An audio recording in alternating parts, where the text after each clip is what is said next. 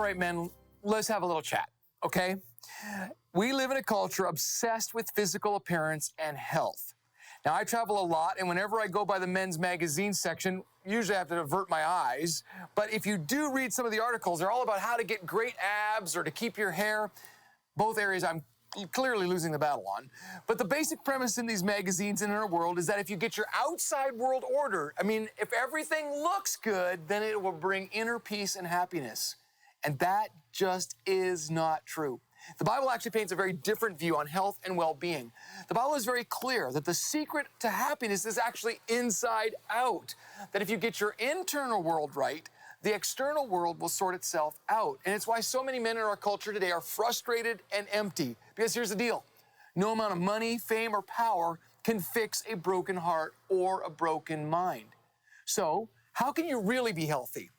Well, in Psalm 119, verse 9, that question is asked. How can a young person stay on the path of purity?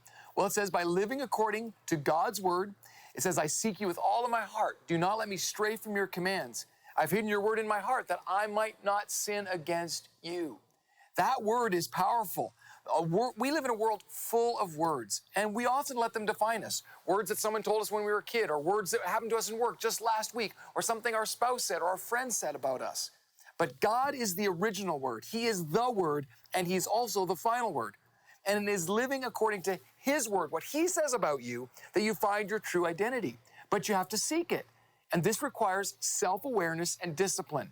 It's taking responsibility for your own actions and living the way God designed you to live. Why would you do this? Well, the psalmist says, so that I might not sin against you.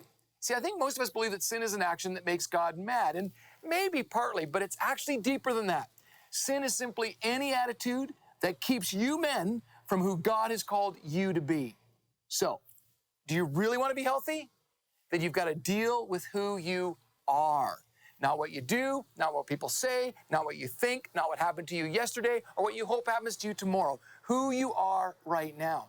You need to let God define who you are. You got to be disciplined enough to pursue who you were created to be. And you can let nothing, nothing, get in the way of God's very best for your life.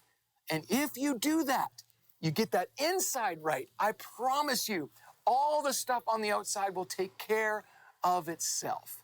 And that is a stepping stone to becoming who God has created you to be.